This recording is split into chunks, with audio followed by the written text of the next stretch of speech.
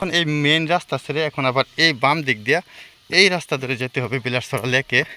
তো উনি বলতেছে যে এদিক দিয়ে যাওয়ার জন্য, তো যাচ্ছি, দেখা যাক কি হয়।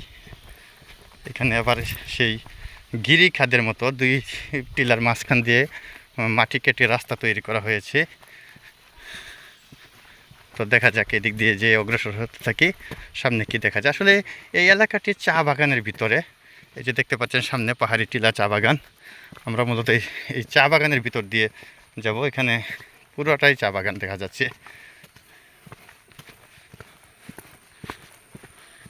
সামনে দেখা যাচ্ছে উঁচু একটি টিলা। এই পাহাড়টি আসলে অনেক সুন্দর লাগতেছে। এই চা বাগানগুলি, চা গাছগুলি অনেক সুন্দর। এটি আসলে সমতল ভূমির চা বাগানের থেকে এই পাহাড়ি চা বাগানটা দেখতে সুন্দর লাগে, কারণ এখানে ফটোশ্যুট করলে অনেক সুন্দর একটা সিনারি আসে। এই যে আপনারা দেখতে পাচ্ছেন।